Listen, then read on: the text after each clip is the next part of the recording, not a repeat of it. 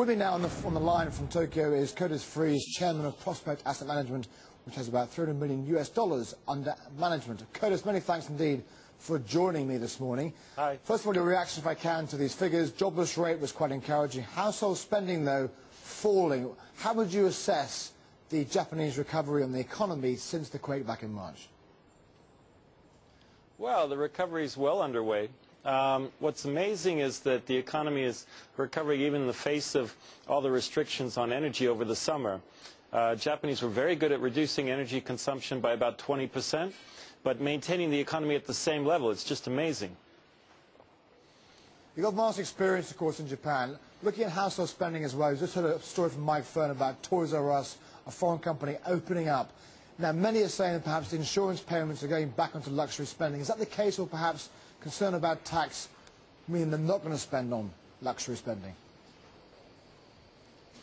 Well, yeah, Japan's been through a downturn for 3 years, and people are getting, how can I say it, bored with not spending.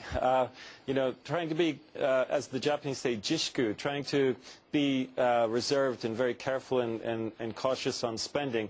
For the first 6 months after the quake, people were in mourning, and it wasn't seen as proper to be spending. But it's only now that people feel comfortable spending, and of course, it's a good thing for Japan. You've been saying for quite a while, Curtis, that the Japanese government buying REITs, or real estate investment trusts, are they spending, do you think, enough? Well, they've put a floor under the A-class REITs, so the REITs that have the highest credit ratings. Of course, some of the lower-rated REITs have suffered during the sell-off in the high-risk assets globally.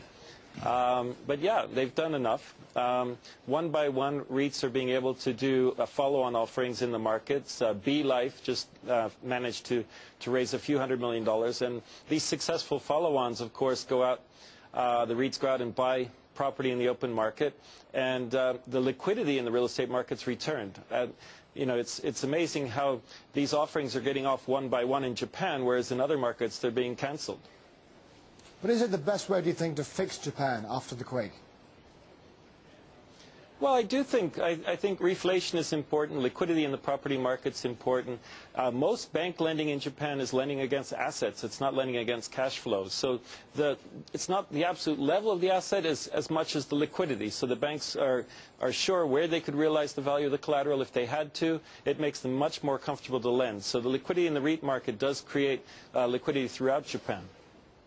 These figures again coming out just now giving evidence that the recovery of manufacturing is very, very slow.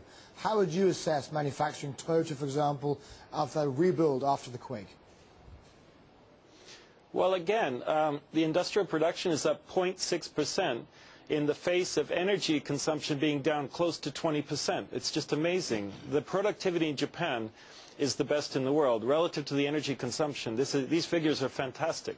I don't think people realize how much Japan was trying to conserve energy over the past few months and to maintain industrial production, to actually grow it year on year in the face of using 20% less energy. It's just amazing. How many companies have gone abroad with their manufacturing production? Well, of course, the overseas production wouldn't show up in these figures, but this is domestic industrial production.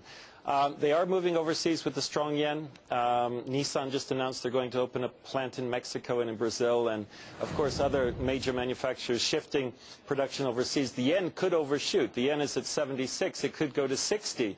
Mizuho Bank announced today that they thought it might go as far as 60 to the dollar. So people are preparing in case that were to happen.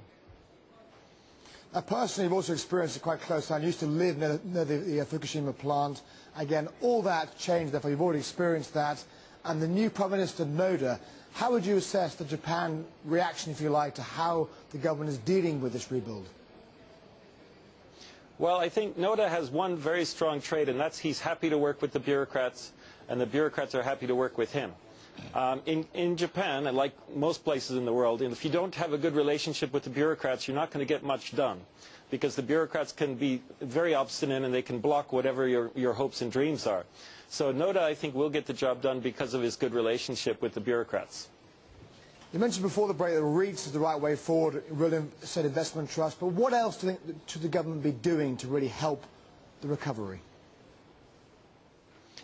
Well, they are encouraging M&A. They're encouraging consolidation to improve productivity, improve efficiency. They're providing, of course, financing to adjust to the strong yen. They're giving various support programs for that. There's very little they can do in the way of government spending. Of course, they've spent themselves into a corner, so a lot of it's encouragement and trying to promote what companies want to do on their own. It's confidence building. I don't know, for example, the tax hikes. There's, of course, tax hikes on the way. One reason why consumer spending might have been down on the month is all the talk of the tax hikes coming. People become a bit more cautious. Once those tax hikes are clear, I think that people will be reassured that the impact is going to be smaller than they might think. Thank you for joining us today. Curtis Freeze there, the founder and CEO of Prospect Asset Management.